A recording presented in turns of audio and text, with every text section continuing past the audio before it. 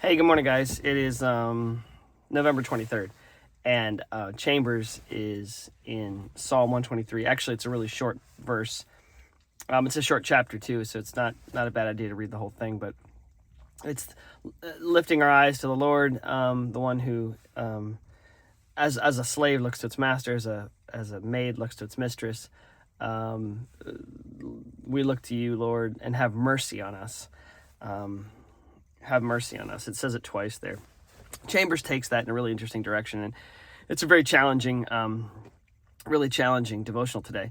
He's talking about how the temper of mind, getting inside our own heads, I think would be a good way to put it in modern terms. Getting into our own heads and abiding there, and not allowing faith to carry us through these thoughts that take us into we'll just say unholy places. He says the temper of mind is tremendous in its effects. It's the enemy that penetrates right into the soul and distracts the mind from God. There are certain tempers of mind in which we never dare indulge.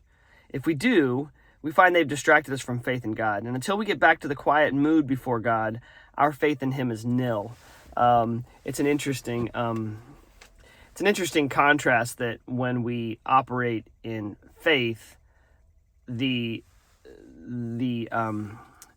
don't even know, manipulation of thoughts and all this, all these tangled webs we weave in our mind kind of subside when we operate in faith, and vice versa. When we operate in those places in our mind, our faith, if we're not careful, subsides. And he says here, and I circled it because it was just really, I think this is, if I were to say one danger the church faces right now in our world today, is this: beware of the cares of this world. We've often thought that was, don't be enamored by the treasures of this world, don't be enamored by the relationships of this world that lead us away from relationship with God. I think it's just all the stuff that we're surrounded by that vies for our attention, that's constantly saying, oh, look over here. I had a guy come into the shop the other day. He said, hey, have you been watching what's happening with, our new governor and lieutenant governor, attorney general aren't even in office yet. And he was like, have you seen what's happening? And they're already planning for all kinds of things that are going to impact my industry, obviously.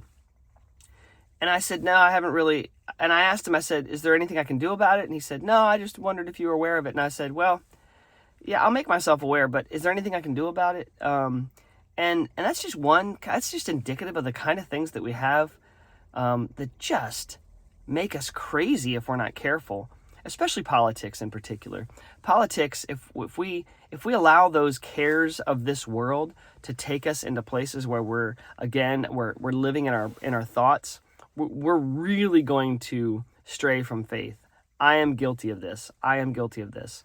Beware of the cares of this world. It is extraordinary, Chambers says, what an enormous power there is in simple things to distract our attention from God. Refuse to be swamped with the cares of this life. That stuff doesn't matter.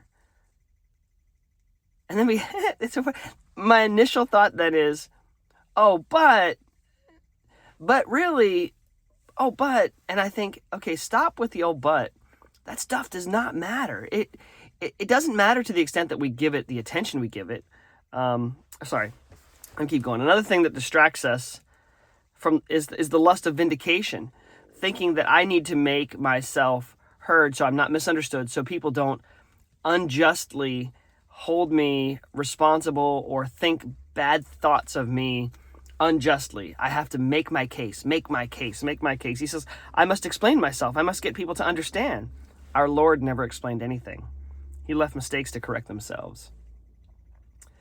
And at the end, he said, God never gives us discernment in order that we may and this is when he's talking about us being engaged in the lives of other people.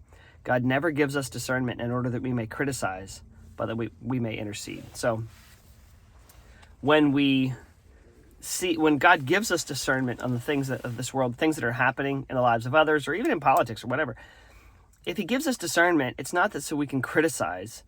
It's that, okay, what can I do? What, God, what are you calling me to do in the life of this person? or in the laws of this land, whatever.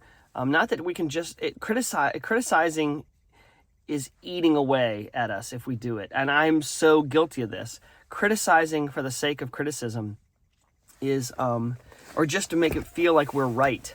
Like, I want to be right. I want to be right. Is a real danger. Anyway, hope that's helpful to you guys. Have an awesome day.